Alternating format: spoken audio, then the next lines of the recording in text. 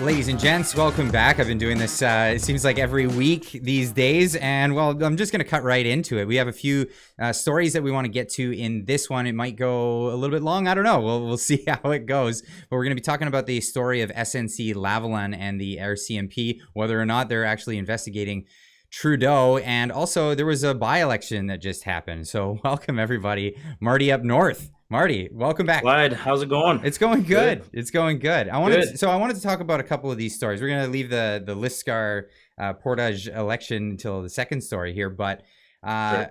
so there was a bit of news that dropped on Monday, and it got a lot of people excited. There was articles written spontaneously and published before anyone really got too much information. And well, the excitement was over an announcement that the RCMP was investigating or actively investigating Trudeau, or the Privy Council is the PMO, I guess it would be, over the and the people who broke that story, like, it's not were credible, right? I mean, it was a story that had a ton of legs, and it was by a credible organization.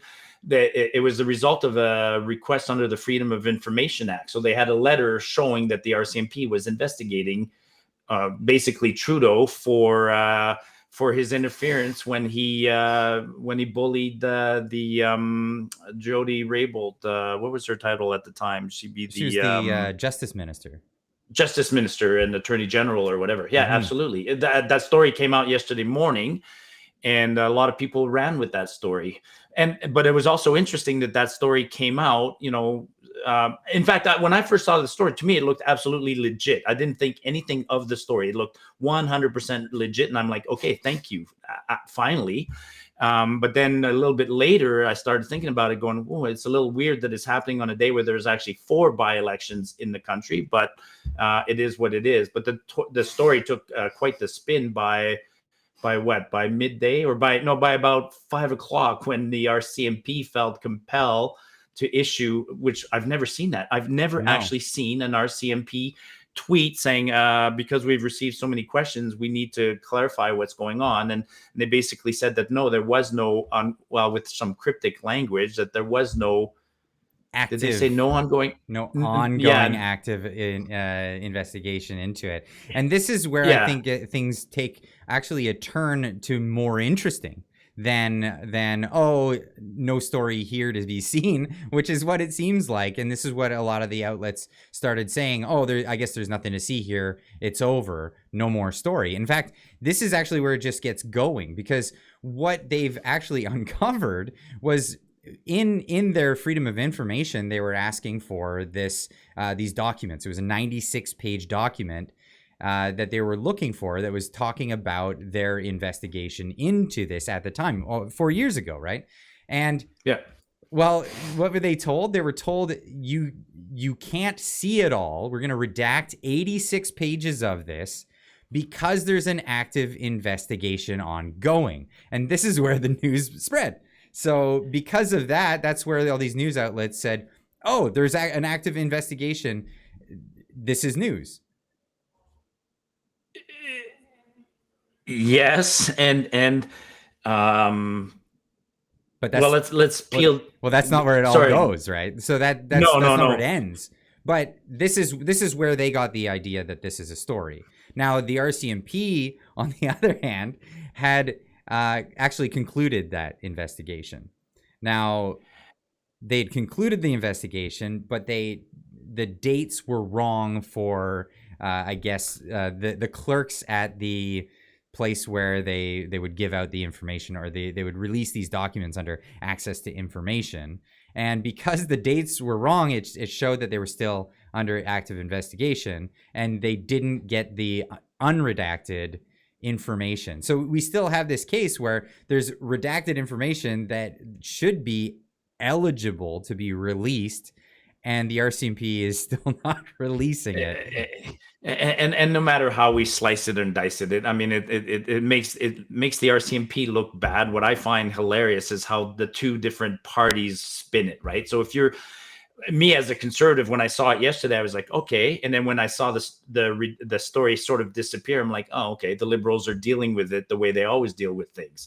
Then you got the Liberals spinning it differently, saying, well, no, the Conservatives have made, started this as a rumor, as a lie. So it's what's been going on in this country for about what are we on now, 7 or 8 years, and we just want transparency. It's like all our institutions at this point are collapsing. I mean, it's not like is it too much to ask that the RCMP be competent? I mean, like on the surface, me as a citizen, I just lose all. I mean, I've lost faith in the RCMP in a long time ago, but yesterday was not. This doesn't help. This doesn't help. Not at all. And and a lot of people asking, well, is it incompetence, or is it an actively trying to keep redacted stuff that should not be redacted? And we've seen this, especially because this is a case where they're investigating the Privy Council, who were doing exactly that. They were holding in cabinet confidence information that may not have been eligible for cabinet confidence. And this is also what came out in the inquiry into the use of the Emergencies Act, where they were using cabinet confidence for clerks and people who are not even in cabinet. So there wouldn't be any confidence there. So again, more of a transparency issue. Let me ask you this question, because to be honest, yesterday I was really focused on the election results and a few other things. But what did I hear something? Did Jody Raybould come out and say something? Did she feel that she had to say something yesterday, or is that? If she did, I missed that. Confusing? If she did, I missed that. Okay, yeah. So I think I heard a rumor along the lines that she came out and maybe it wasn't exactly yesterday, but she. That she resigned too quickly and that she got pushed around and so forth. So there was tons of quotes all over Twitter about Jody Wilson-Raybould. She wrote a book, The Indian in the Cabinet, and people were quoting from that book all over Twitter. So I don't know if she made an actual statement. That's probably okay. So that's probably what I saw. I saw a quote that was from the book and not necessarily attributed to her yesterday. She said a lot of awful things about Trudeau, and a lot of them deservingly. So this is a woman, by the way, who agree with her or not, she went into the job with the passion and the plan to hold her job and do it in a proper manner. And she was told by essentially a corrupt government to follow along with the corruption, and she wouldn't play ball. I've always said, there's sort of three categories of people that go into politics. There's the people who are very, very naive, who go in there and just want to do their best, and that's it. And then there's the people who really have a willingness to want to change something, and she's in that category. But in that category of the ones that want to change something, they break out into two groups. They either get perceived as a threat by the overall government and they get pushed out, or they get sucked in and become part of the corruption. And so I think she was, in my definitions, a somewhat noble politician who went in there for the right reasons and resigned for the right reasons and got pushed out. So a very credible lady. And then when people attack her, or that whole SNC-Lavalin thing, and try to defend the Prime Minister or the RCMP, I'm not taking the side of the Prime Minister or the RCMP on this one. No way, Jose. No. Yeah. And no. Well, yeah, it's a shame, because it would be good to see more and more of people like her. Even though, like I said, if you disagree with her or not, she went in for the right reasons. I'd love to see more and more people like that actually go into government.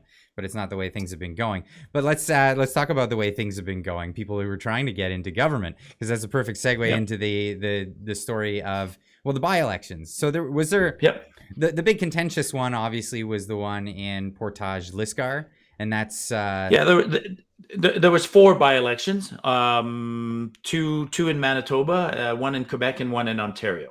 Mm-hmm. And yes, the one that everybody was talking about is Portage Lisgar, which is the riding where Max Bernier, the leader of the People's Party of Canada, the PPC, chose to run. Mm-hmm. It was a good coincidence for him, because that riding is actually where the PPC did best. In 2021, they got about 22% of the votes in that riding. So that was, of all the ridings where the PPC ran, that was his best one. And coincidentally, it came up because of Candice Bergen. That was Candice Bergen's writing, and so she's right. She was the former the interim leader of the party, and she stepped down to pursue other things. So, and unfortunately for Max, it didn't go very well. The Conservatives put Actually, I wouldn't say that the Conservatives put a very strong candidate in the area. They put Brendan Leslie. Mm-hmm. He was known to he had been Candice Bergen's campaign manager, so he was an insider to the political party, but not necessarily a strong candidate. But then he had the huge backing of the Conservative machine to make sure that he won. And so he garnered about 82 or not quite. He got 66% of the votes. Max only got 16. So Max did worse than he had done than his party had done in 2021, and then the Liberals and the NDP. So ultimately for Max, that was a defeat. Now, just staying on the PPC theme, mm-hmm. they ran candidates in the other three ridings. So they had 4 candidates. So Max got about 16% of the votes in the riding he ran, but the other 3 candidates barely broke 1%. Mm. So for the People's Party of Canada, I think that was a bit of a defeat. Max didn't have a very gracious defeat speech. He just came out, continued attacking the Conservatives, saying that it was a sort of a David versus Goliath battle, and he's boasting that they didn't defeat him. I'm like, well, sorry, Max, they did defeat you. So to be seen what happens with him next. He must have, as a party, they would have exhausted their funds, but. I did a quick poll on Twitter, and about 50% of the people, I asked 4 questions. Should he run again? Should he put himself to a leadership review? Should he extend an olive branch to the Conservative Party, or should he just fade away? And about 75% of the people are saying, either extend an olive branch or fade away. So it's been a good go. It seems like four times the charm, 4 elections lost. And again, and absolutely. And like we said on a previous episode, I do like some of Max's policies, but I mean, I don't think he has what it takes to lead, or not to lead, but to win and to become a federal party. So at the end of the day, you have to win in order to implement your policies. So he has nice policies, but I don't think he'll ever win. I think Max would do good in a role like yours or some of the other ones. Maybe he should become a journalist and a critique on the sidelines instead of on the floor. And he could be quite effective doing that. If he hasn't burned his bridge with the mainstream media, that's another one. Yeah. But otherwise, go ahead. Sorry. Well, I was just going to say that, Max, this whole election between the PPC and the CPC became a bit of a contentious one, drawing lines on the Conservative side of the aisle in Canada. And a lot of people, it might take a little bit after this for people to come around and get along again after what we've seen. This election is especially contentious.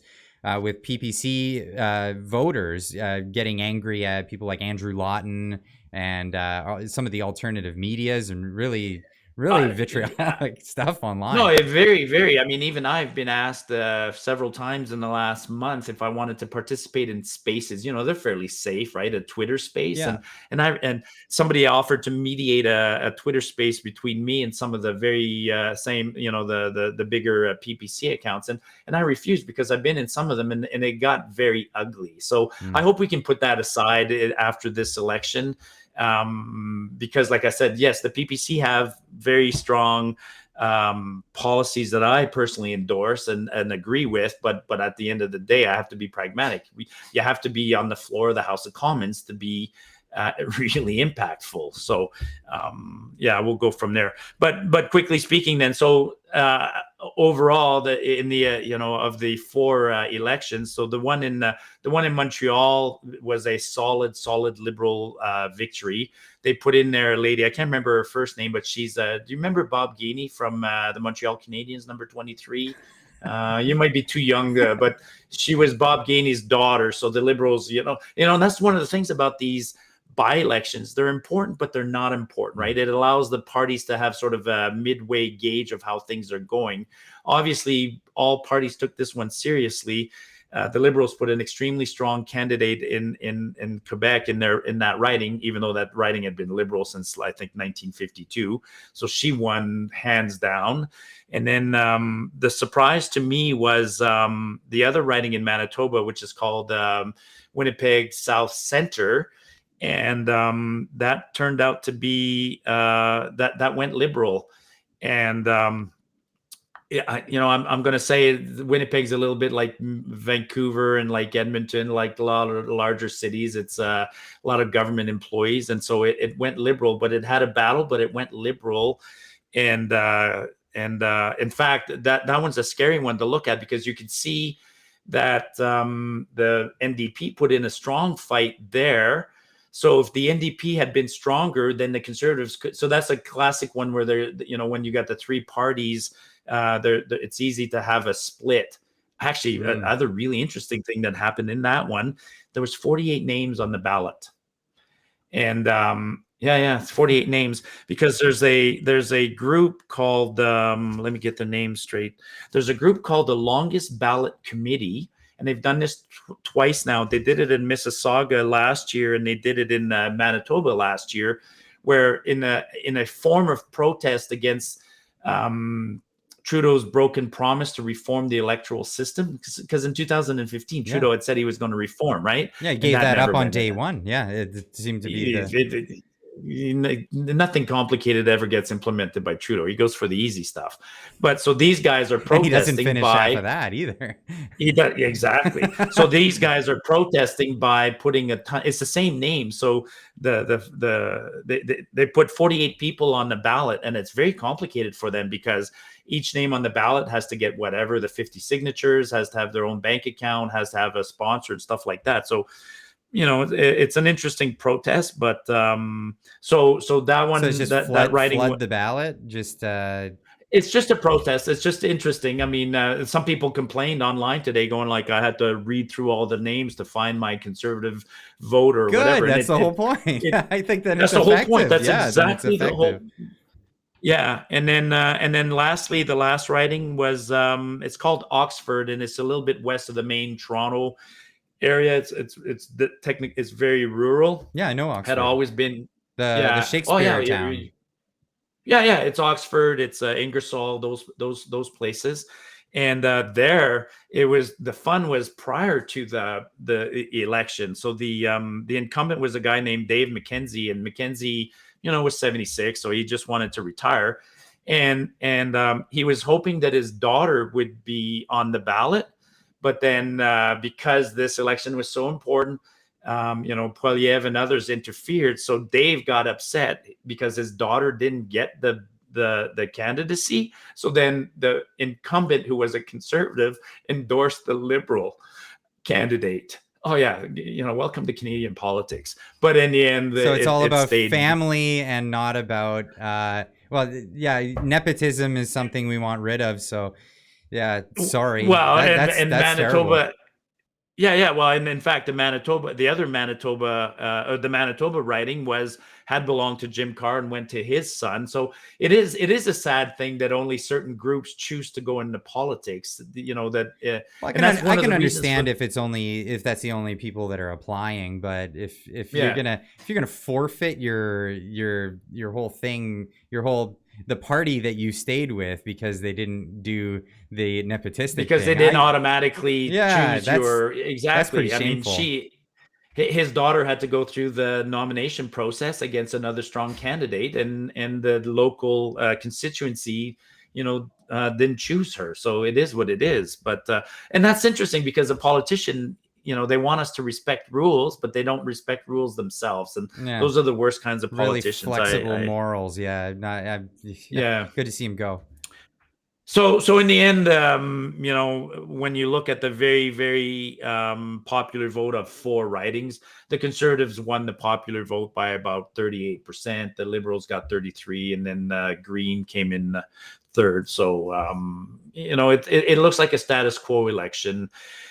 For me, it worries me a little bit, because it kind of seems that that Pierre and the Conservatives are not making the headway that they were hoping to, and I'm absolutely shocked that there's that many people that came out and still vote Liberal. I hopefully something changes in the next. We've talked about this. The Mr. Trudeau, nothing seems to stick to that guy. Like, no. I mean, did you see? This is so new. This is probably probably didn't even see this one today, but the Paul Bernardo thing ain't going away.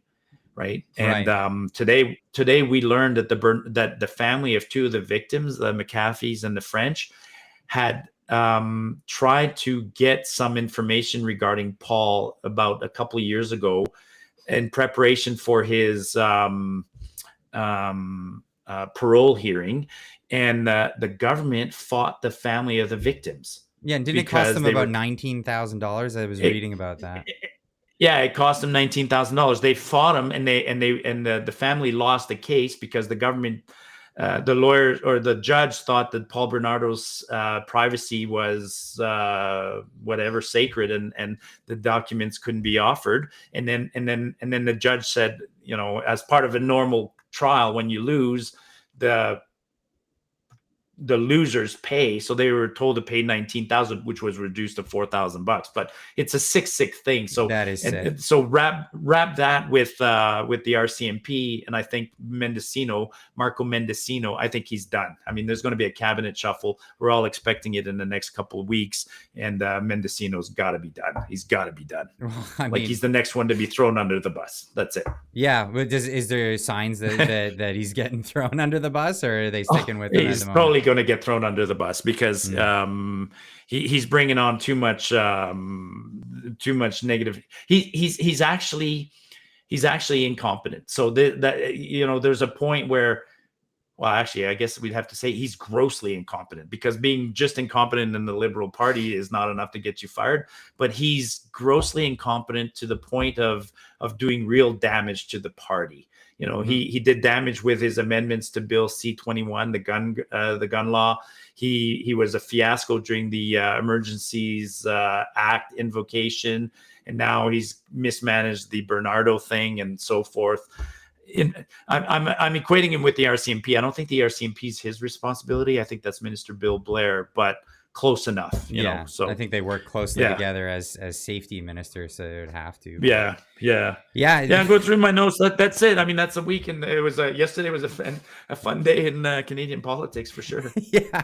Well, the news is crazy, and with that, and then fighting censorship here on the platform on my side, I had to re-upload another video talking about having my video censored that was talking about the censorship of a documentary in Canada that maybe we shouldn't even mention, but everybody who's paying attention to the channel. You and I talking about the video where you talked about the video could get this video censored. So I don't even know. It's awful. Anyway, thanks so much, Marty, for joining me again one more time.